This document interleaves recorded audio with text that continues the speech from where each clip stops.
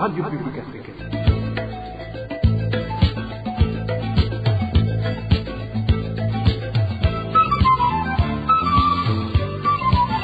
Radio Publique Africaine.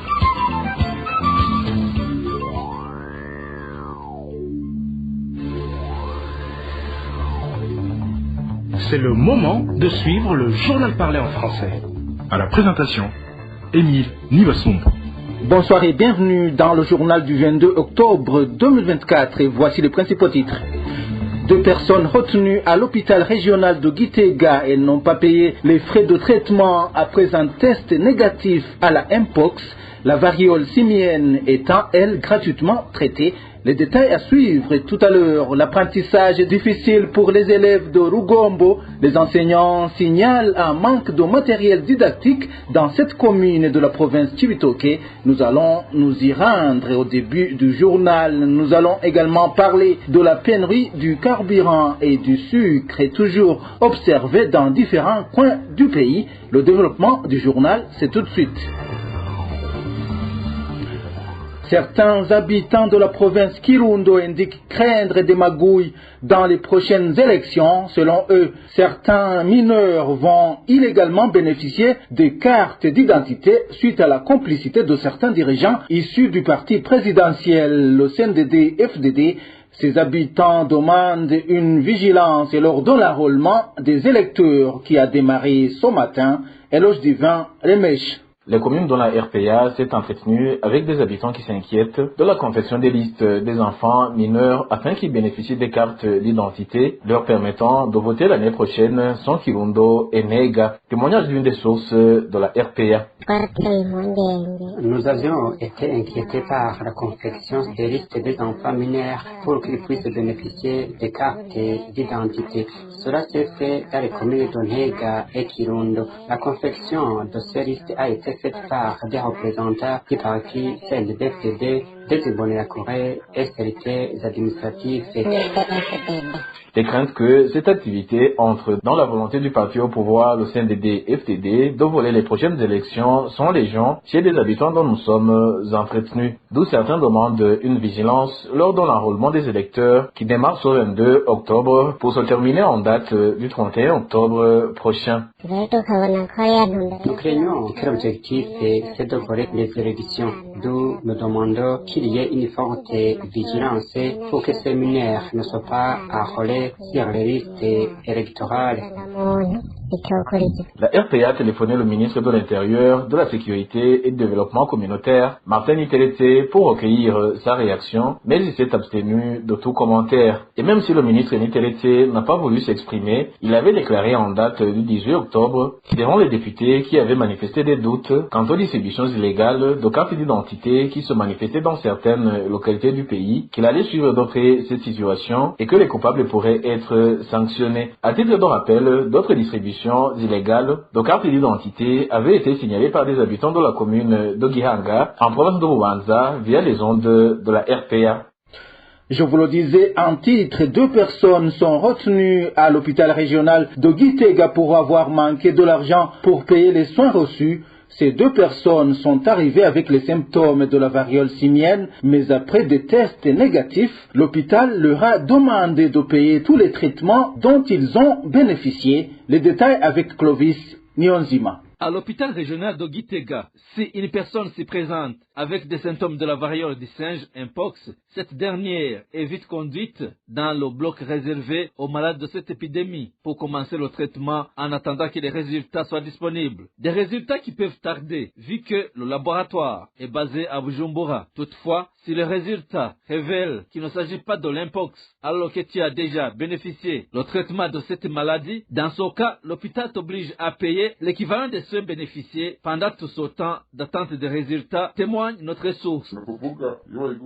Si les résultats des tests révèlent que tu ne souffres pas de l'Mpox, les conséquences retombent sur le patient car tu dois payer les frais de soins de santé que tu as bénéficié, alors qu'en principe, les malades du variole du singe est soigné gratuitement. Les lamentations des patients de cette catégorie sont nombreuses et cela touche également leurs familles. Selon toujours notre source, si par malheur tu manques de l'argent, alors l'hôpital te garde à l'hôpital, comme c'est le cas pour 2 patients qui sont aujourd'hui retenus à cet hôpital. Oui, il y a des personnes dont les résultats se sont révélés négatifs et qui sont retenus ici. On les garde ici, même au sein de malades de l'Mpox, car ailleurs, tu pourras t'échapper. Tu restes où tu étais pendant ce temps passé à l'hôpital. Il y en a, mais il ne reste que 2 seulement. Nous aussi, nous ne savons pas comment ça va se terminer. Une somme oscillant entre 500 000 et 1 million de francs bouts et le montant d'argent que celui dont les résultats se sont révélés négatifs doit payer selon les jours qu'il y a passé, car, selon l'hôpital, ces médicaments sont vraiment chers. Le plus étonnant et qui laisse d'ailleurs penser à ces malades de Mpox qu'il s'agit d'une arnaque, c'est qu'avant de venir se faire soigner, le ministère de la Santé publique leur avait tranquillisé via les campagnes de sensibilisation que les malades de Mpox sont soignés gratuitement. Pourtant aujourd'hui, poursuit notre source, l'hôpital régional de Gitega contraint les malades pour qui les résultats des tests à l'Mpox se sont révélés négatifs à payer tous les soins qu'ils ont bénéficiés et sinon les garder à l'hôpital s'ils ne sont pas capables de payer. Ces patients demandent au ministère de la Santé publique d'éclaircir la situation avant que les porteurs de cette maladie ne se retiennent d'aller se faire soigner et par conséquent continuer à propager cette épidémie. Dans un instant, nous nous rendons à Rugombo. Je vous le disais également en titre, le manque de matériel didactique dans les écoles primaires et secondaires, toujours signalé en commune Rugombo de la province Cibitoke. Selon les enseignants, il est clair qu'actuellement, l'apprentissage est très difficile, ce qui conduit aux mauvais résultats pour les élèves. Le point avec Walter Kwizera. Le gros d'enfants des écoles fondamentales de la commune de Rugombo s'assoient à même le sol dans des salles de classe. À cela s'ajoute leur surnombre qui est autour de 150 écoliers par classe. Ainsi, ces enfants ne peuvent pas bien suivre les cours. Cet enseignant indique que la situation est presque pareille même dans les écoles post-fondamentales, surtout à cause du manque de livres pour les élèves, de même que pour les enseignants, ce qui cause par la suite le mauvais rendement de ces élèves. Une classe qui compte 150 élèves, comment l'enseignant va parvenir à suivre tous ces élèves? Dans ce cas, vous comprenez que l'enseignant va expliquer uniquement les élèves de devant. Quand les autres rentrent, ils rentrent sans rien apprendre. C'est aussi désagréable pour les enseignants. En commune de Rugombo, le niveau de connaissance est très bas, que ce soit dans les écoles fondamentales, de même que post-fondamentales. Tout cela à cause du manque de bancs pupitres, les livres et autres. Ainsi, la note des élèves est déplaisante à cause du manque de matériel didactique.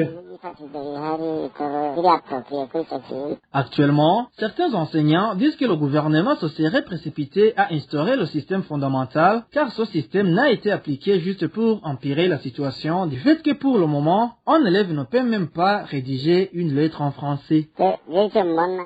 Moi, ce que je vois, c'est que le système fondamental a été mis en place pour perturber les écoles et l'apprentissage des élèves. En réalité, le niveau de connaissance des élèves est très bas. Tellement bas même. Ce serait mieux de revoir ce système et garder l'ancien système si cela est possible.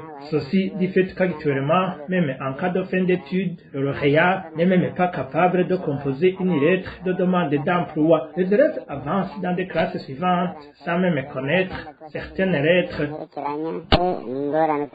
Les informations en provenance de la province Cibitoke font savoir que les parents d'élèves à l'école de la commune Rugombo ne devraient rien s'entendre de leurs enfants à la fin de l'année scolaire car ces élèves sont en train d'étudier dans de mauvaises conditions à cause du manque de ce matériel didactique. La rédaction de la RPA n'a pas encore pu joindre le directeur de l'éducation de la province de Cibitoke pour s'exprimer à ce sujet. La pénurie du sucre et de la Sosumo continue de se manifester dans différentes zones de la capitale économique Bujumbura. Là où il est disponible, il s'achète à 8 000 francs le kilogramme. Certains commerçants qui ont besoin du sucre pour préparer leurs marchandises ont suspendu leurs activités. Balthazar Miwuro nous en dit plus.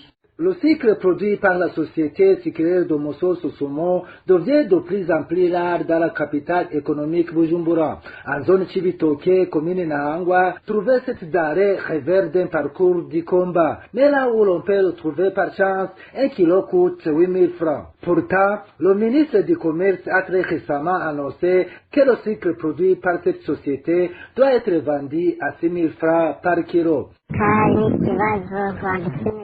Le cycle est un problème pour les familles qui ont des enfants. Si tu vas dans des boutiques, tu n'en trouves pas. Mais là où l'on peut avoir la chance d'en trouver, on le va à 8 000 francs. Mais là aussi, c'est-à-dire le tas de la rose. Aujourd'hui, tu vas dans d'autres boutiques, tu en trouves, mais demain, tu ne pourras point en trouver. La situation est quasiment identique en zone Nyakabiga de la commune Mukaza. Disponible par endroit, cette denrée s'achète à 8 000 francs 1 kilo. Mais là aussi, les acheteurs disent qu'on leur donne jamais 1 kilo compris. Les habitants de cette zone qui exercent des activités qui nécessitent du sucre sont les plus touchés par cette situation.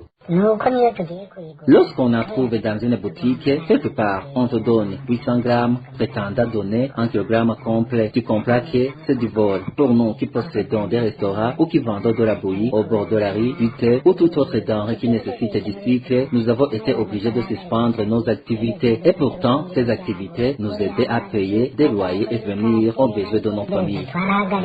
Les habitants de la mairie de Bujumbura demandent une solution durable à ce problème. La pénurie du carburant reste également d'actualité à la mairie de Bujumbura. En plus de certaines stations-service qui sont à sec, on observe de longues files d'attente de véhicules depuis 3 semaines sur ces lieux de vente de carburant, selon certains citadins qui expliquent que parfois ils rentrent bredouille. Les détails avec Vicky Chris Ninheret. La zone de Muhweza, située en commune Rutovu, province de Bururi, est composée de 5 collines, à savoir Muhweza, Musongati, Gitobo, Gikana et Guamabuye. Et c'est sur la colline de Muhweza où se trouve le dépôt des produits de la Braroudi. Les habitants de cette zone font savoir que lorsqu'un camion décharge ces produits, après un petit moment, il leur est notifié que le stock est épuisé. Ces citoyens pensent que ce serait une stratégie choisie par des commerçants de cacher ces boissons afin de les vendre à un prix exorbitant où il hausse jusqu'au double du prix officiel. Notre source indique que ce non-respect des prix dans la commercialisation des produits de la Braroudi crée alors du désordre. Cette zone de Muhweza est caractérisée par le désordre des prix des produits Braroudi. Le gouvernement a fixé un prix de 2500 francs pour la primousse, mais si ces collines de la zone Muhweza est vendue entre 3 et 5 000 francs. Pour la moustière, le gouvernement a fixé son prix à 3 000 francs, mais à Muhweza, elle est livrée à 6 000 voire 7 000 francs. Cette augmentation des prix devient aussi un handicap pour les amateurs de ces produits et demande aux responsables les habilités de suivre de près cette situation. Le vivore envers le citoyen. Lorsque quelqu'un a une fête, l'on doit lui prêter main forte en achetant à un prix élevé. Nous demandons alors aux autorités administratives d'attirer la représentation du peuple afin que ces droits soient protégés car les gens de Muhweza en sont fatigués. À ce propos, la rédaction de la RPA n'a pas pu joindre le chef de la zone de Muhweza, Serge Ndayishimiye, pour recueillir sa réaction. Et quant à Josette Ndaikeza, administrateur de la commune de Rutovu, il s'est réservé de tout commentaire.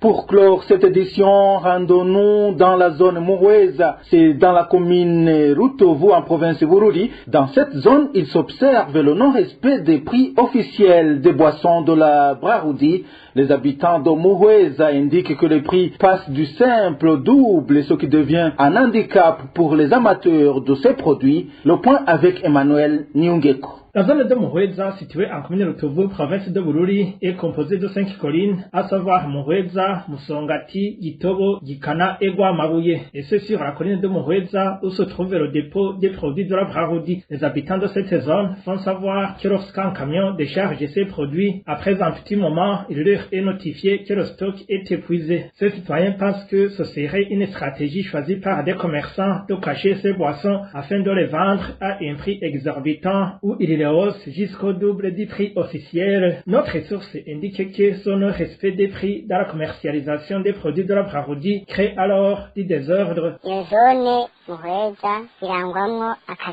Cette zone de Muhweza est caractérisée par le désordre des prix des produits Braroudi. Le gouvernement a fixé un prix de 2500 francs pour la primousse, mais si ces collines de la zone Muhweza est vendue entre 3 et 5 000 000 francs. Pour la moustière, le gouvernement a fixé son prix à 3 000 francs, mais à Muhweza, elle est livrée à 6 000 voire 7 000 francs. Cette augmentation des prix devient aussi un handicap pour les amateurs de ces produits et demande aux responsables des habilités de suivre de près cette situation.